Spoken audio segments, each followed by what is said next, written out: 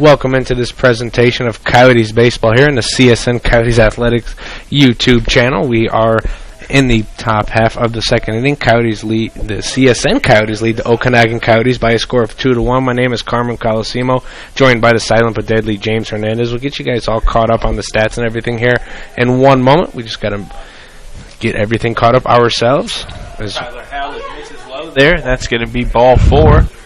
It's going to place Wyatt on base, and that's going to bring up the first baseman, number 36, Trevor Lofstrom. Sorry, folks, we're just trying to get things settled in here back in the broadcast. We were having some technical difficulties early. Appreciate you sticking with us.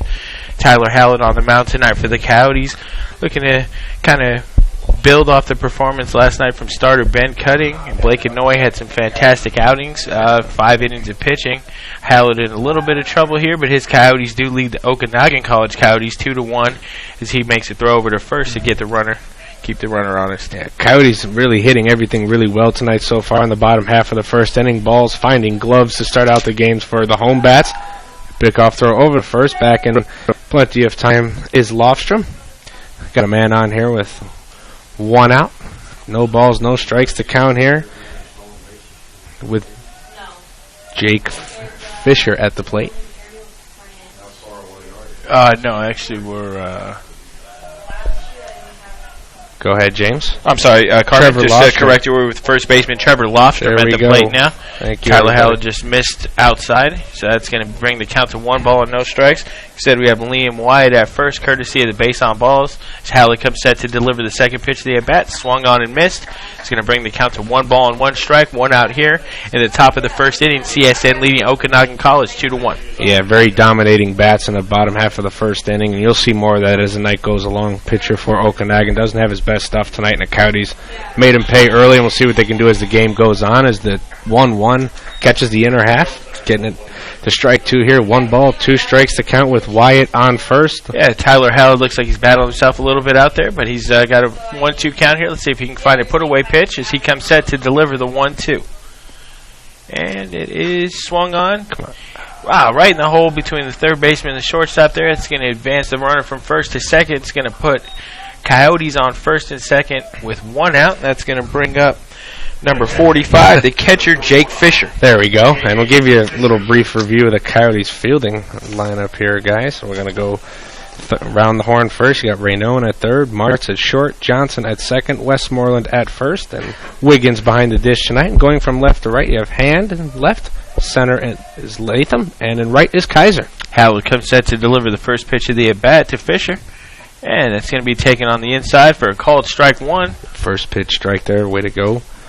Get ahead here. He's been starting behind in a couple of at-bats, so right now to start ahead here is key for any pitcher. I think he's battling himself a little bit. Of course, Drew's not out there calling the balls and strikes. He's DH tonight. Howlett comes set to deliver the 0-1. And that's going to be swung on and missed on the outside. He's ahead in the count here. No balls and 2 strikes. Yeah, and you have Blake Wiggins back there. He's not a natural catcher, a converted catcher. You'll see him struggle at times early on in the season. He has been getting better in practice and handling the bullpen, and we'll see how he can do you tonight. Always wonder. Howlett comes set to deliver the 0-2. It's going to be low and outside. It's going to bring the count to 1 ball and 2 strikes. It's a good point there, though, Carmen. When he's not the regular catcher, some pitchers prefer to work with the regular catcher. They get in rhythms. They have just their own little personal ideas about certain catchers, so it may be taking Blake a little time to get situated into that spot. Howlett comes set here to deliver the 1-2 pitch. And it's cut on and missed for a strikeout. It's going to retire Jake Fisher, and that's going to bring up the right fielder, number 6, Carter Olive. And to follow your point up on our pitcher here, he's really commanding well. So far here, as we're getting off early, I know he has 2 men on. He had a base on ball and a single back in the first, but once his stuff is on, it seems like he's either all or nothing right now. Yeah, we saw Cutting fight himself a little bit early, too. Hopefully Howlett will fall in that same pattern as he comes set to deliver the first pitch of the at-bat. That's a called strike on the outside corner. He's getting ahead early, Carmen. That's nice. He's ahead 0-1 again to this batter. Yeah, another first pitch strike here, which is key. He seems to have more success getting ahead first pitch. If he doesn't, he usually winds up letting a single or a walk. Yeah. It's all a mental deal. Howlett comes set to deliver the second pitch. That's swung on and fouled up the third base line here. It's going to bring the count to 0-2. Had a major league pitcher come down here today. I'm not sure who it was, but there was a major league pitcher with the whole entire pitching staff giving them some real tips and hints on how to handle just the moment and the pressure here, especially with a lot of these young guys we have on the team. Oh, yeah, it's going to help immensely. Speaking of Brian Gitch here, he's super excited about this talented young staff. 5 guys starting, throwing over 90. Hallett comes set to deliver the 0-2 pitch here to Olive. And a check swing, and it looked good, but not good enough for the home plate umpire. The first base umpire. And he appeals down and says, that's it. Carter Olive gets called out on strikes there. Tyler Hallett strands 2, and the CSN Coyotes lead the Okanagan College Coyotes 2-1, heading to the bottom of the second here on Coyote Sports Network.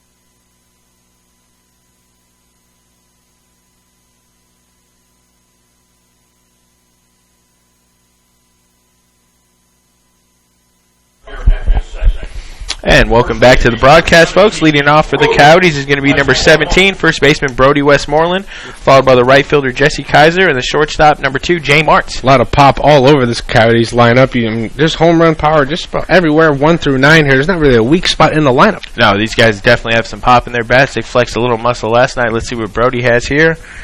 As Fleming comes set to deliver the first pitch of the bat. Brody grounds it up the middle there, past the shortstop, and that's going to be a single into center field. Stumbles going around first base, did Westmoreland, and we've been waiting for him to get going. All the coaching staff just keeps reiterating. He seems to be a little bit streaky, but when he gets going, it's really exciting. Even our official scorekeeper, Dominic Caserta, up here has uttered the same words. When he gets on, I believe he is going to hit bombs out of this ballpark. Watching him take batting practice, I mean, the ball just flies off his bat. When he makes contact, it's solid contact. And that's going to bring up the right fielder, number 1, Jesse Kaiser. One of the very few sophomores on this young squad here. Jesse Kaiser took 3 walks last night, showed a very patient eye at the plate. Absolutely. Pride of Liberty High School definitely set the table and set the tone for the Coyotes. 3 base on balls, nothing new. Kaiser came within 1 walk, is setting the CSN single-season record last season. Great stat there, James. And Fleming's pitch misses high and outside, and Kaiser once again ahead in the count. That's what he was doing. He was really working the pitching last night, Carmen. I think it worked to the Coyotes' benefit. Yeah, he saw a lot of pitches, and that's an effect that carries throughout the lineup. You get one guy going, and the rest of the lineup follows suit and really watches his approach at the plate. Yeah. Everybody can feed off that. Absolutely, that's perfectly put. Fleming comes set to deliver the 1-0 to Kaiser. And instead he throws into first base to keep Brody Westmoreland honest over there. But you're right, Kaiser never seems to waste an at-bat. He's a sophomore here.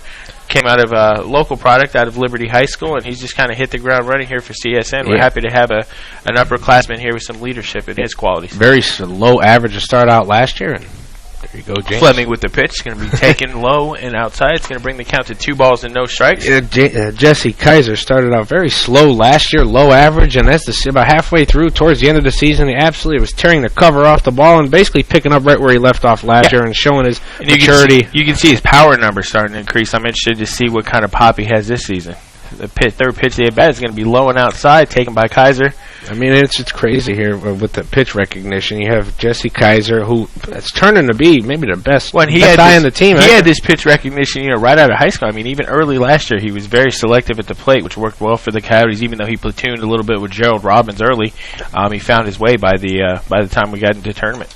And the next pitch is taken high and outside for ball 4. Kaiser throws the bat to the side and trots to first base. That's 4 walks in a row dating back to last night. That is an unbelievable stat. I got to say that. That is awesome. First 2 Coyotes on, and now we have the shortstop, number 2, Jay Martz, stepping to the plate here. Martz looking to get his bat on one here, put one in the outfield, and give the Coyotes an extra run. We'll give you guys a little update on how the scoring took place as well as we go along here. The Coyotes do lead 2-1 in case you can't see it on the score at home. You guys are just listening, not paying attention to the video. Thanks for sticking with us. We did have some technical difficulties early in the broadcast. We seem to be all set. Fleming comes set to deliver it. Instead, fakes over to second base. Westmoreland back without a throw. Fleming has to be careful. Already called with one balk on the night. Doesn't want that same thing to happen again. No, he definitely don't. Fleming wants to avert disaster here as he comes set to deliver.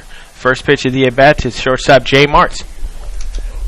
And Martz takes inside for ball one. And you see what I mean, that effect that carries over? You see guys taking pitches early. I know that one was relatively easy to take, but I always say the fastball up high will be repetitive again. Looks like a beach ball. Yep. Tough pitch to lay off of with 2 men on, runners on second and first, nobody down, looking to really capitalize on all these runs like they did last night, and Martz showing a great eye so far. Yep, Fleming comes set to deliver the second pitch of the at-bat. Swung out by Martz, hit to directly to shortstop.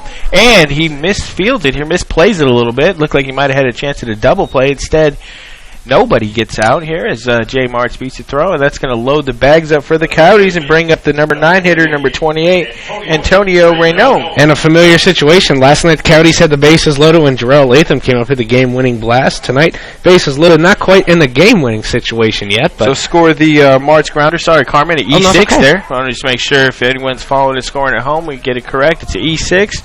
And Antonio Renault comes set for the first pitch from Fleming.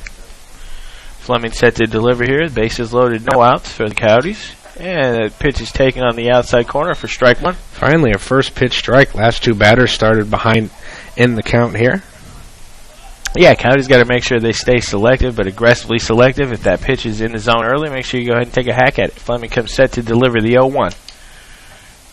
And it's taken on the inside, just inside. It's going to even the count at 1 ball and 1 strike. And one thing, if you notice on your screen at home, at first base, Jay Martz getting a tremendous lead off the base. You wonder if they're going to try to lay down a little butt here. Well, we saw the Coyotes get tremendous secondary leads. Jarrell Latham, I mean, some of these leads these guys were getting yesterday was impressive. And Rinone takes a hack and misses here at the 1-1 delivery. It's going to be 1 ball and 2 strikes here. The number 9 hitter will be followed by the top of the order, Dylan Johnson. And then, of course, the man of yesterday, Jarrell Latham.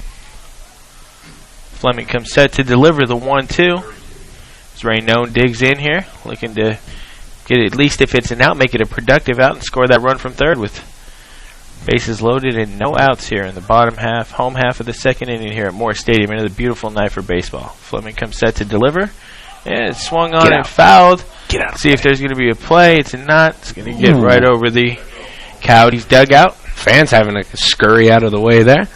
Ball coming right down on top of them, just getting out of the way in time. Or some of the fans enjoying the great view from the Coyotes dugout side. And fans, you missed a towering shot hit by Blake Wiggins in the bottom of the first inning. He remains red hot here. Gave the Coyotes a 2-run lead with a shot that I might not have landed yet, Carmen. Yeah, man, that ball is in orbit, man. Fleming comes set to deliver the 1-2, and Rinone takes a swing and misses. Big pitch there by Fleming as he retires his first batter of the inning. Rinone down on strikes, and that's going to bring up number 32, the second baseman Johnson, who's already 1 for 1 tonight with a single. Single and a run score.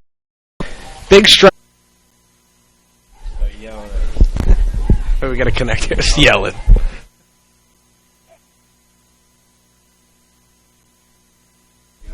Welcome back to this presentation of Coyotes baseball. Sorry again, folks, for the technical difficulties. Sorry again, folks, for the technical difficulties. Welcome back here to the bottom of the third inning. We have Coyotes coming to bat here. Fleming still on the mound here after a shaky bottom half of the second, in which he allowed 5 runs as he comes set to deliver his first pitch of the at-bat to Brody Westmoreland. To third base, past the third baseman into left field. Going to get through. Brody's on first here. It's going to be Brody's second hit of the day. Mark that a hit as the third baseman possibly could have got down on that one. Just gets under his glove, almost like a Bill Buckner effort right there. But Brody's been active. I think that's the second time he swung at the first pitch of the at-bat. Good result. Absolutely. Good getting on base, and that's going to bring up number 1, the right fielder, Jesse Kaiser, who, surprise, surprise, walked in his first plate appearance. In case you're just joining us, Coyotes lead by a score of 7-2 here. Dylan Johnson responsible for a chunk of those runs with a grand slam over the left field scoreboard as Fleming comes set to deliver the first pitch of the at-bat to Kaiser. Fleming set at the belt, and the pitch is taken by Kaiser, low and outside. I don't think Kaiser's seen a all night, Carmen. No, yeah, he did see one in the last at-bat, but he hasn't swung yet. That's the whole thing. He's taking pitches like crazy. He's drawn 4 straight walks dating back to last night. And what did we say? He sets the tone for the rest of the lineup with a great eye and a patient plate appearance, and I think Kaiser's happy to do that. And as a sophomore leader, you like to see him setting the tone for these younger Coyotes on the team. Fleming comes set to deliver the 1-0.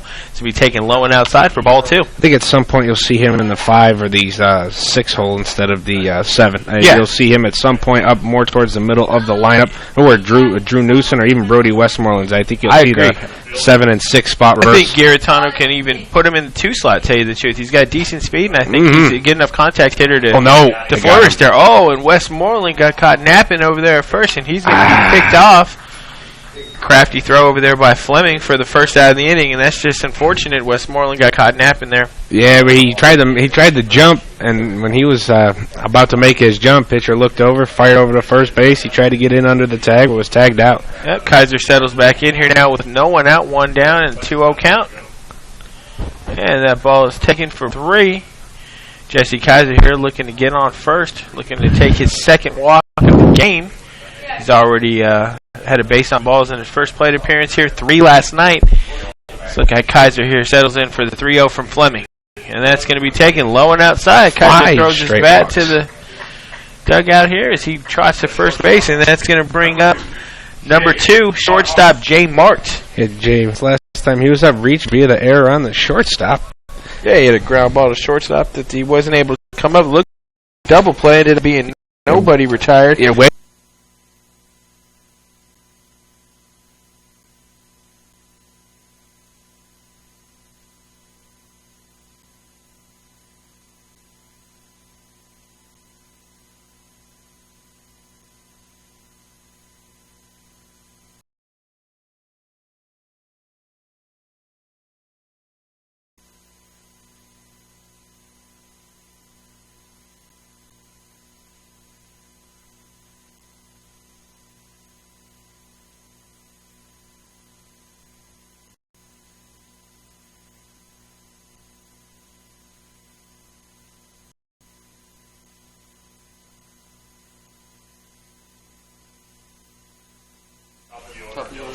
Appreciate you sticking with us, folks, as we're back again. We apologize for the technical difficulties. We're having some real issues here.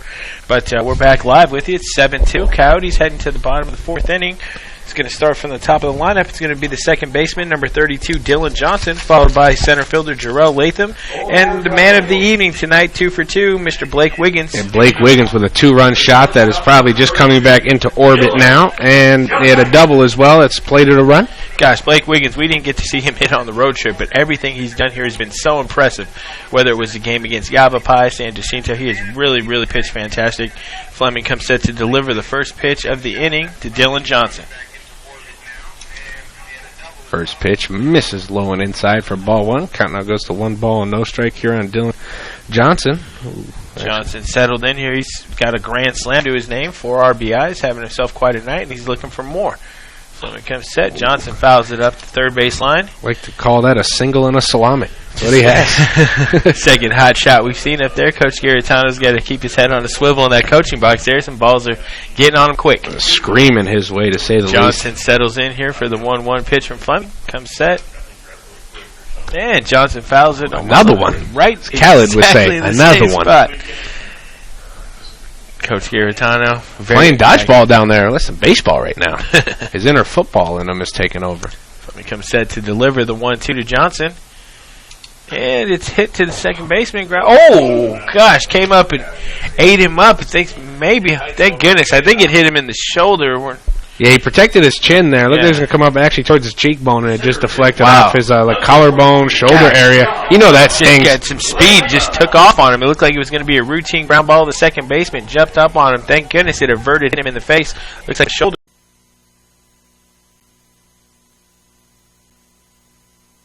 All right, the stream is All right. And we are back, folks. We got the bases loaded here in the bottom half of the 4th inning. Coyotes now leading 8-2. Drew Newsom looking to put a charge into one here and do some real damage. Another crooked number for the Coyotes would be lovely. Like we're up 6 runs here in the bottom of the 4th. If you're just joining us, 8-2. We apologize for the broadcast. And Drew Newsom puts it to left field. That's going to score. 1. Looks like Garitano's going to Hold up the runner on third there, so everybody moves up a bag. Base is still loaded, and that's going to bring up the designated hitter, number 17, Brody Westmoreland, who's 2 for 2 with 2 singles. Carmen swinging on the first pitch. Brody steps up here. I think. Actually, he's going to get maybe get another bat. But we have Westmoreland here coming up to the plate as we have a meeting at the mound, and that's going to be it for Fleming. Pitched 3 and, well, he didn't even get an out in the fourth, so he's going to pitch 3 innings. Gave up 9 runs, 10 hits, 2 errors for the Okanagan College Coyotes. And we have a pitching change. Stick with us. We'll have the new pitcher when we return.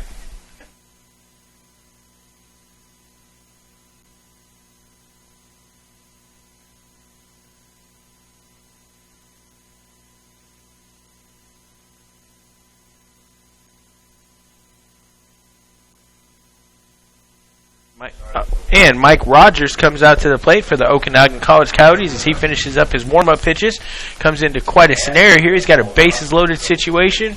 Still nobody retired here in the home half of the fourth for the Coyotes as they're up 9-2, looking to even their season record at 5 wins and 5 losses here. Carmen, hard to believe that we're already in Game 10 of the season. I know. Season is absolutely flying by here in the Coyotes. Always does. Right, it does. It does. And I love starting baseball season this early, as thank you, everybody, for tuning back into us. Yeah, we appreciate you guys listening and staying patient with us. We know we haven't had the best of luck tonight with the broadcast, but hopefully we're free and clear here for the rest of the evening.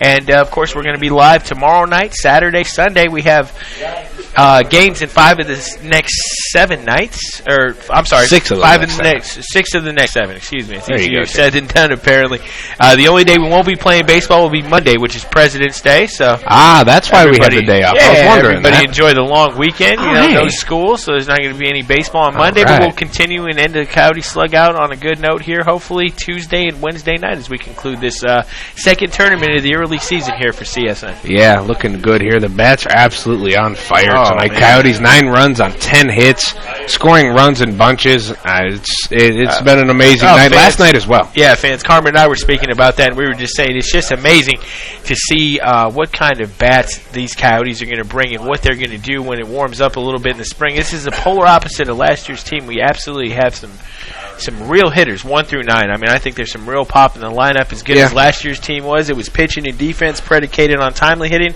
I think we're going to see some big run producing games from this lineup. I agree, and what's crazy is this time of year, the ball does not carry. Yeah, the ball doesn't carry at this time of year, and it's jumping off the Coyote bats, and we're in dead winter. Yeah, I mean, I know the groundhog. And this is a guy who can hit in the dead of winter here, number 17, Brody Westmoreland. He's coming up with the bases loaded.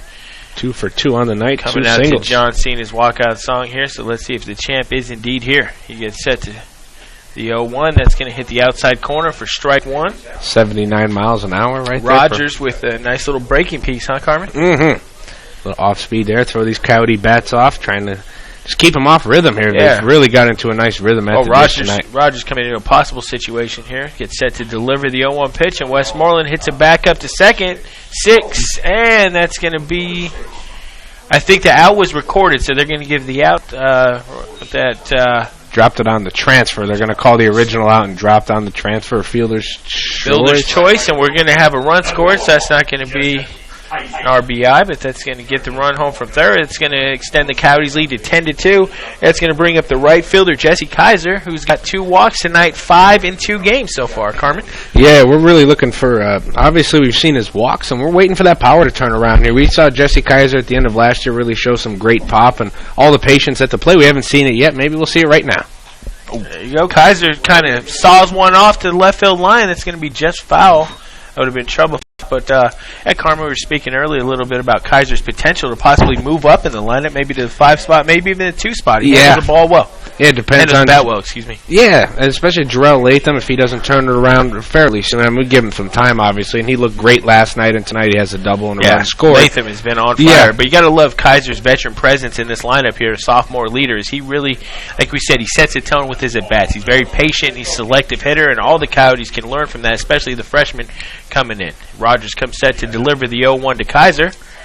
And Kaiser fouls that off to the left-hand side. It's going to bring the count to no balls and 2 strikes here. 1 out in the bottom of the 4th inning.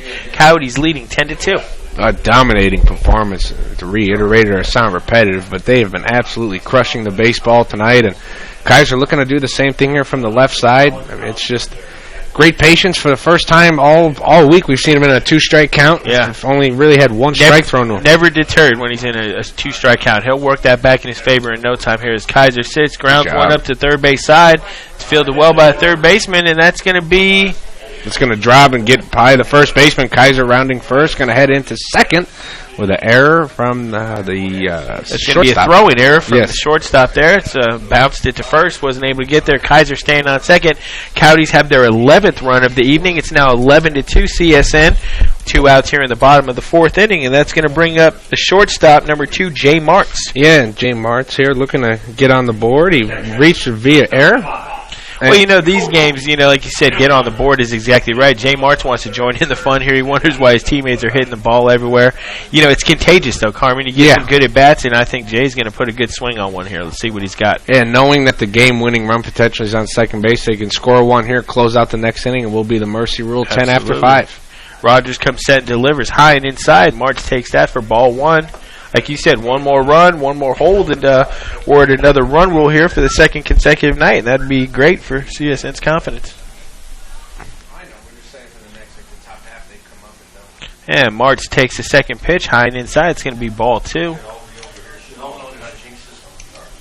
2 balls, no strikes count here. Hitter, the best count, I believe, to hit on 2-0. 3-0 was always usually given a take sign, especially with my height and frame. I've never given a green light on 3-0. Well, you think? I think Garitano's giving Martz a green light here, taking away these Coyotes have been disciplined at the plate all night. Rogers comes set to deliver a 2-0, and that's too wide outside. It's going to be ball 3 here as Martz digs in. Now, I don't think he has the green light here. I think he'll be taken all the way. How about you, Carmen? Yeah, 3-0 with a runner on second base. They see something good. I mean, it should be up to the batter here at this point. Yeah, absolutely. Definitely should. And apologies, there's a pinch hitter for Jay Martz, so that's Cody Milner at the plate. He just takes his spits on ball 4 here as he's getting his first at-bat. It's nice to see someone come off the bench and be as patient as Milner was in that at-bat. A lot of times when you only get 1, maybe 2 at-bats, you're kind of up there hacking, forcing very aggressive swings. I agree. That was nice of Milner to sit there and take that. Yeah, Milner usually catching in the bullpen, gets guys confident, warmed up before the game, but getting himself some playing time today. You love to see it as we're going to... It's going to bring up the 9-hole hitter, third baseman Antonio Rinone. He's looking to get his first hit of the evening. Rogers comes set to deliver the first pitch of the at-bat. And Rinone fouls that off to the right-hand side. It's going to get out of play here, right over the top of the Coyotes' dugout. It's going to be an 0-1 count here with 2 outs here in the home half of the 4th inning. Yeah, Coyotes looking to get one more run on the board. They know what's at stake here. Potentially, like you said, 1 hold in the 5th inning and another run scored, and they go home after 5. Yeah, it's just got to feel good to score double-digit runs, you know, in consecutive games. Coyotes doing that for the first time this season here. Great crowd out here at Moore Stadium enjoying the beautiful weather as Rogers comes set to deliver the 0-1. And a hack by Rinone. Nothing doing there. It's going to bring the count to no balls and 2 strikes. Rinone's really been fooled by the off-speed pitch away tonight. Hasn't shown good discipline laying off that pitch. Don't be surprised if you see a junk pitch thrown on the outside, then maybe something of high fastball on the inside just to get him swinging. Yeah, Rogers definitely can waste a pitch or 2 here, and Rinone, let's see what he can do if he can protect 0-2. Got my waist pitch, but he didn't swing at it, and you'll see him come back here high and inside with the fastball to try to get Rinone swinging. I can almost guarantee that, especially with Raynone's hand placement and stance at the plate. Yeah, Rogers is hoping for a swing over the top of that breaking pitch. He didn't get it, but he's still in control of the at-bat here as it's a 1-2 count. Rinone digs in here. Catcher sets up inside. Here comes Rogers with the 1-2 delivery. And Rinone fouls that off to the right-hand side. Let's see if anyone's going to get there. It's in no man's land. First baseman makes a great attempt. Can't come up with it. It's going to be a foul ball off to the right-hand side. The count remains 1-2. Yeah, a diving effort. Tried to go over the shoulder with it, but couldn't quite make the catch. Called it right, high inside fastball. But you called it. Yeah, when you're throwing max 79, 80 miles an hour, at this level, you're not going to blow anybody away. Really, in your senior year of high school, you have trouble blowing away people less than at this level coming up trying to throw 80 miles an hour past a junior college baseball player. That's a huge adjustment for the high school pitcher who's striking people out and getting outs with that kind of speed. Here at junior college, you're not going to really collect many outs. Guys are going to fight those off. And again, he fights off another pitch as Rogers comes set and delivers. Still 1 ball and 2 strikes, but great point there, Carmen. Yes, you have to make that adjustment. You got to say it is tough, like you said. I have to agree. And You have to learn how to pitch in command. You just have to have Greg Maddox effect, where we're used to blowing people away, and then you have to readjust your pitching style and start commanding. Absolutely. Rinone comes set to deliver here. Calls time. Steps off the bump here. We have Coyotes on first and second here with 2 outs in the bottom half of the 4th inning. CSN leading 11-2. Rogers comes set to deliver the 1-2 to Rinone. And it's just low. Looked like a pretty good pitch there. Rogers looked like he would have loved to have it. It looked like either catcher got away from him. He tried to frame it and lost the ball low and away in the zone there. Rinone has no choice but to lay off there, basically. Count even deuces are wild. 2 balls, 2 strikes, and 2 outs. Rogers comes set to deliver the 2-2 to Rinone. He's battled back from 0-2 here to kind of make it a competitive at bat. Rinone swings and misses there. Rogers is going to get out of the inning here. Coyotes do at a 4 spot, and they now lead Okanagan College 11-2 as we head to the top half of the 5th inning here on the Coyotes Sports Network.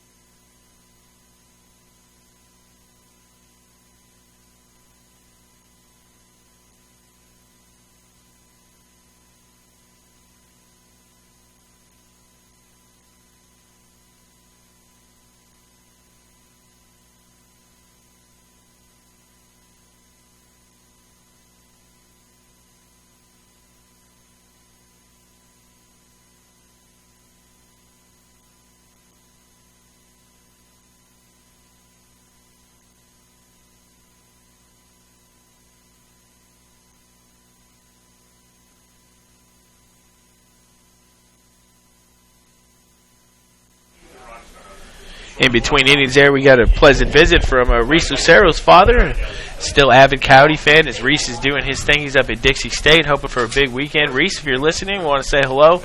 Love all our former Coyote alumni, and that's one of the funnest things about our job, Carmen, is we get to get visited by parents from players on the current roster, past players, and it's great. The Coyote family is really growing. It is beautiful. Yeah, you see it growing exponentially each year. It's just a terrific sight. So fun, so nice. All the parents treat us so well, with so much respect. First pitch of the at-bat there is going to be a little bit inside for ball 1. It's going to run the count to 1-0.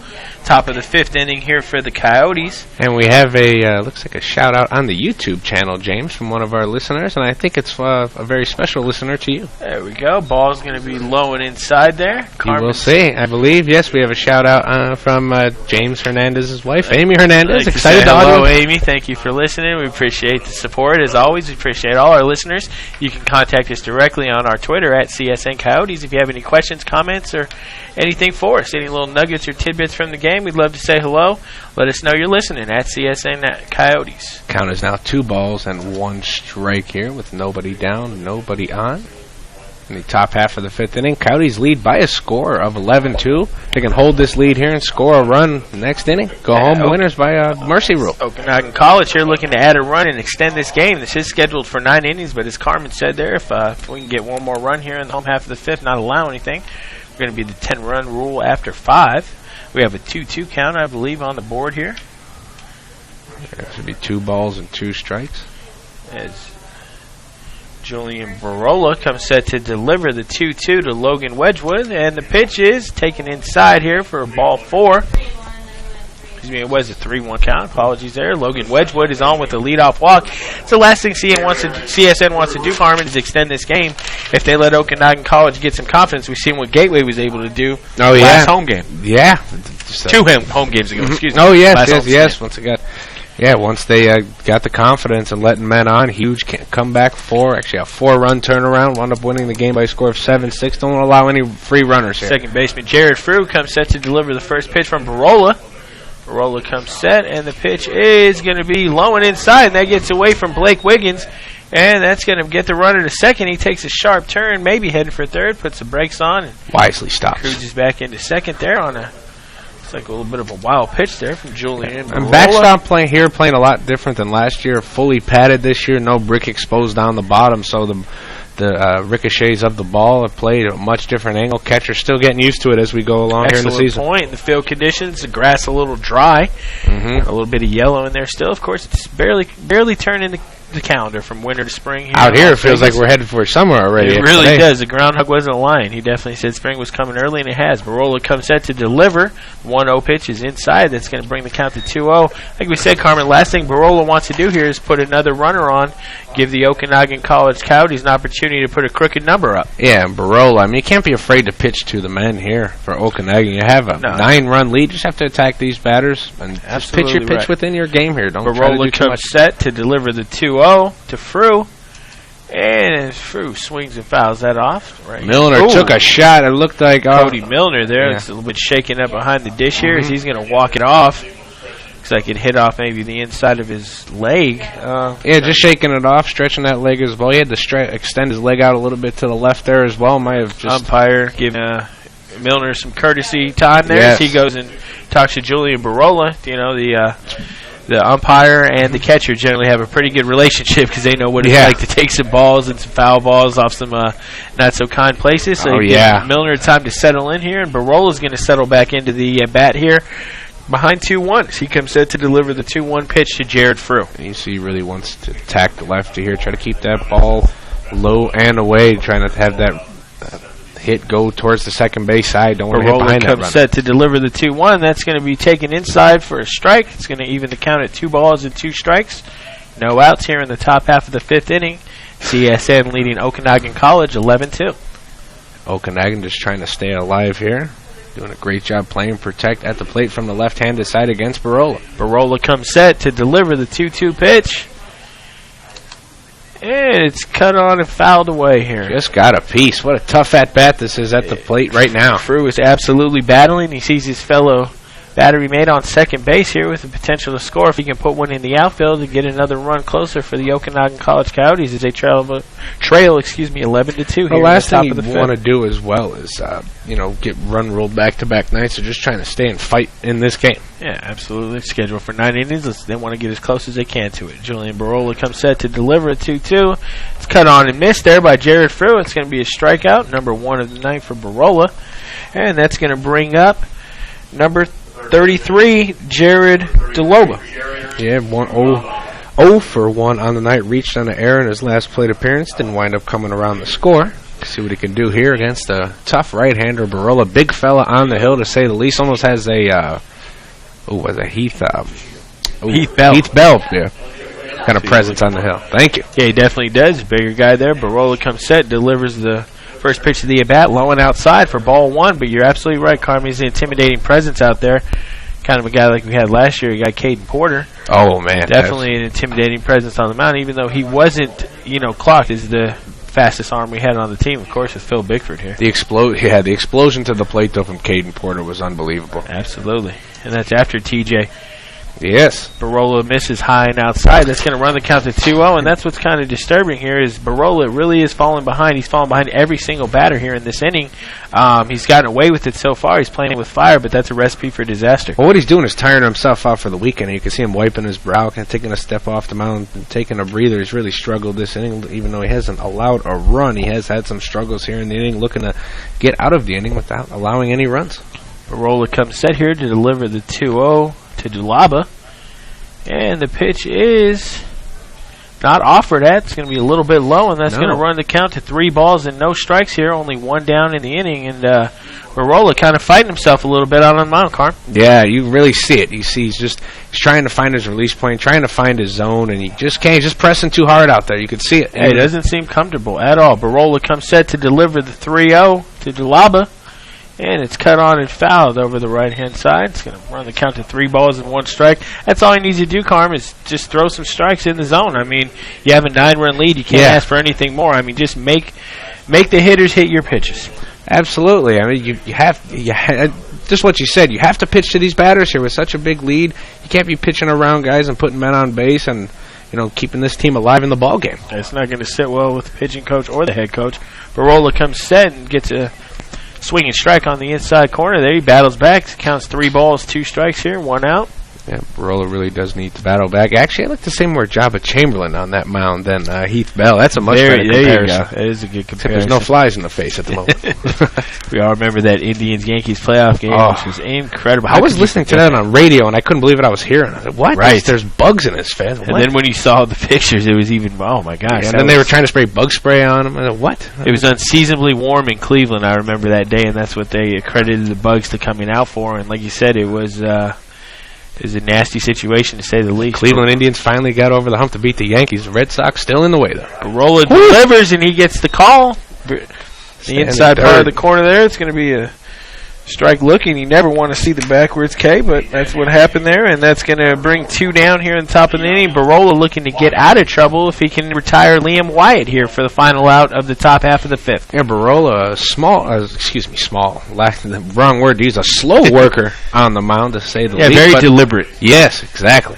Barola comes set to deliver the first pitch of the at-bat to Wyatt, and that's taken low and inside. Nice work by Milner behind the plate to stay on top of that ball. He saw a couple balls get by him when he came in the game this inning here. Yeah, Cody took the foul ball off his leg, too, so it looks like he's moving around back there freely, and that's good to see. Maybe just a little bruise tomorrow. As Julian Barola comes set to deliver the 1-0 to Wyatt.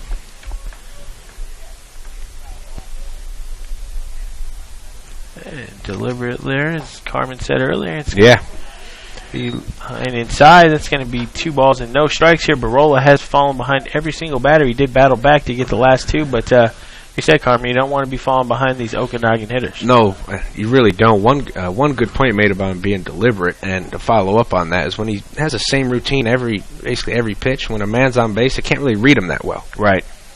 Barola comes set, delivers the 3rd pitch of the at-bat, and it's 3rd ball. You can see when he comes set, he can give himself away when he's going to at least step off the mound when he looks back at second, but when he's not thinking about second at all, you can really see it. Never even makes a head nod back there, just fires away and loses track of that runner at second base. Yeah. But right now, with 2 outs, I don't think you really should worry about that runner at second base. Not at all. That runner is inconsequential here. You just want to focus on the batter at the plate, especially behind 3-0. The last thing you want to do is make a mistake here. Julian Barola comes set to deliver the 3-0 pitch to Liam Wyatt.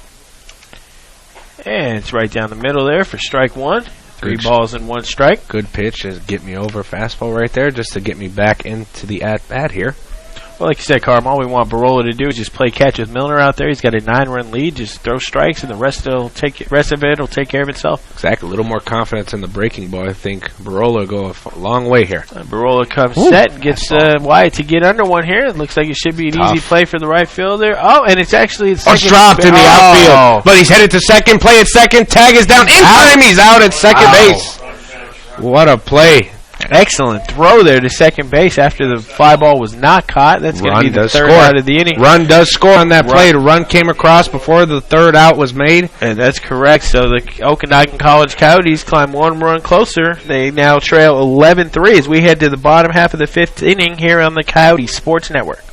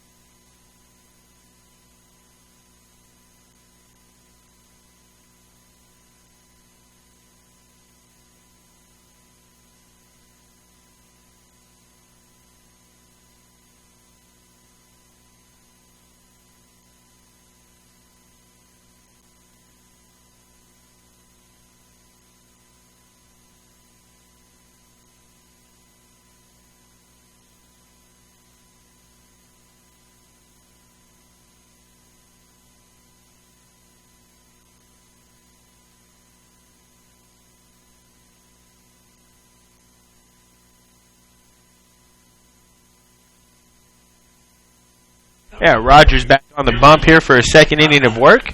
He's going to be going against the top of the order. It's going to be leading off Dylan Johnson, the second baseman, followed by Jarrell Latham, and the catcher, or not catching anymore. It's going to be Cody Milner, who stepped in for Blake Wiggins behind the plate. See what he can do here. Rogers comes set to deliver the first pitch of the at-bat here, bottom half of the fifth inning. Rogers came in relief, of course, last inning, and hasn't done a bad job. No, not at all, John. And Rogers asked for time here. He's going to go over some signs with his catcher, maybe a little mix up there. Dylan Johnson's absolutely on fire tonight, real quick. He's 3 for 3 with a grand slam. Let's see, how many with five RBIs, and I would meet with my catcher too. Do anything to avoid throwing a pitch to this guy. He's been on fire, Carmen. Like you said, yes. As hot as Jarrell Latham was last night, that's Dylan Johnson tonight. He is taking every opportunity here, and excellent to see a Coyotes leadoff hitter after such a great one left us last year in Tyler Brown. Oh, he was at the field today as this ball's popped up sky high to second base. Second baseman Frug will have that in his glove for the first out of the inning. Just another reason it's fun again. All our alumni, Coyotes. We were able to see Bryce Harper earlier this year. Tyler Brown coming back saying hello. Brian Harper here as well. Get drafted by the Chicago Cubs. As well, the Coyote family is strong and growing every day, folks, and we're excited to be bringing this broadcast to you. And that's going to bring up Jarrell Latham, center fielder here, who had himself an amazing night, including a walk-off grand slam last night. Double tonight so far, 1 for 3. And Latham wasting no time. First pitch, a one-hopper to the third baseman. It's an excellent throw across the bag to get the speedy Latham at first. That's going to be a first Okanagan. I don't want to jinx anything, but this could be their first 1-2-3 inning of the first 2 games, Carmen. Yeah, they're really fighting here, trying to get a good inning underneath their belt before they play their last game against the Coyotes, or our Coyotes here. Just trying to get a solid look. Coyotes versus Coyotes. And speaking of Coyotes, no one's been hotter for our CSN Coyotes, and this man stepping up to the plate here, number 23, Blake Wiggins. This guy has absolutely just torn the cover off the ball here this first month of the season. We're in game number 10. Wiggins comes set to receive the first pitch of the at-bat. It's going to be taken for a strike on the outside. It's going to bring the count to no balls and 1 strike. Mike Rogers here is going to have to absolutely pitch Blake Wiggins as careful as possible. You do not want to make a mistake to this guy. He could end up on the board. Rogers comes set to deliver the 0-1 pitch to Wiggins, and it's cut on and missed. It's going to bring the count to no balls and 2 strikes. Like you said, the Okanagan College Coyotes looking for their first 1-2-3 inning in 2 nights, and that's got to be a confidence builder for not only Mike Rogers but the rest of their pitching staff moving forward, as they've had a very tough time here against the College of Southern Nevada, who have brought the bats out. Especially with 2 strikes. He had a grand slam hit on 2 strikes and about 4 RBIs coming in on 2 strike pitches tonight. Yeah, CSN scored 24 runs here so far, and Blake Wiggins takes a little far outside, 1 ball and 2 strikes, but anytime you've played not even 10 innings of baseball and scored 24 runs, you're doing some heavy lifting out there, Carmen. Absolutely, and this is just a great confidence booster for these Coyote bats here early on in the season, and I'm sure will carry over into conference play. Rogers comes set to deliver the 1-2 to Wiggins, and Wiggins puts it into center field for a base hit. You can't get this guy out if you paid him. Yeah. That's going to be his 3rd hit of the night here. Blake Wiggins just remains on fire. Inside-out swing. Would put that right into center field over the second base. And the scary thing is he has a little bit of a stinger on one of his hands, a little bit of pain, like what we call soreness on his wrist, and he's insiding out baseballs. You can imagine when that soreness goes away, he's going to really be hacking. I mean, I can't imagine. Maybe, yeah. Maybe it's good. Yeah, maybe it's a good thing. Maybe it that's is. What's causing this swing to be? Now Mike Rogers has to face the always dangerous Jordan Hand here, number 19, who also had a solo home run in last night's game. And Hand gets into one. That's going to left center field gap, and that may be gone. And that is Hand almost in the exact same spot, and that's going to end the game, folks. Sorry to be abrupt with you, but the Coyotes have put 2 runs on the board here in the bottom of the 5th. You know the rules, 10 runs after 5. Jordan Hand walks off the Coyotes for the 2nd consecutive night with a 2-run home run over the Bryce Harper jersey in left center field, and CSN is going to win this one, Carmen, by a final of 13-3. That was an absolute blast to left center field. I knew that ball was gone off the crack of the bat. The ball kept carrying, and this 3 3-4 combination here with Wiggins and Hands is the best combination I've seen at this school, and this is only 10 games in. I cannot wait to see what the rest of the season holds, not just for the 3 and 4 hitters in Wiggins and Hand, but for the rest of the lineup. I mean, Brody Westmoreland, Dylan Johnson, Jarrell Latham. I mean, the bats, we have some bats in this lineup this year, folks. I mean, this is going to be a very fun team to watch offensively, and as the pitching and middle relief develops, Carmen, I really think Grand Junction has to be the goal for this team. Scenic West Athletic Conference champions. I mean, you've got to set the bar high for this university, and I think CSN has the talent to complete what last year's teams did and get all the way to Grand Junction. I can't agree with you more, James. They really have all the tools. The pitching is there, pitching I think is there. The middle relief pitching will come around here. There are some great arms, not just good, great arms in that bullpen. It's just the confidence. Yeah. It's a matter of the mental and the psyche. If you talk to pitching coach Brian Gage, he'll tell you the same thing. Physically, they're healthy. He wants to get them right mentally. He's been doing it all week. You can see it. Guys coming out of the bullpen only gave up 2 runs tonight coming out of the pen. A terrific outing by the bullpen once again. Even with a large lead, some people say, well, you have a large lead, it's easier to pitch. I actually disagree with that. You can get more lax and tend to throw some balls over the plate. Tonight, Coyotes' bullpen really took it to him as well as the starter. Yep. Just a good night. Offense really doing the heavy lifting. Like we said, in 10 innings played in 2 games, they have 26 scored runs, Carmen. The long ball's working for them. Yes. The at-bats are disciplined. They're really putting the bat on the ball. Not a lot of strikeouts. And this Coyotes team, like you said, is getting just more and more confidence every single day. Mm-hmm. It's going to be great to see them as this tournament progresses. Of course, this was night 1 of the Coyote Slugout.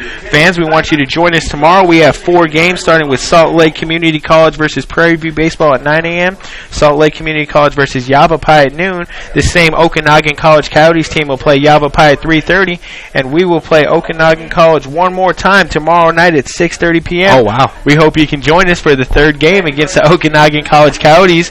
I'm James Hernandez. I'm Carmen Colosimo. We'll talk to you soon. Have a great night. Thanks again for listening, folks, on the Coyote Sports Network. See you tomorrow night. Coyotes even their record up on the season, 10 games through, 5 wins, 5 losses.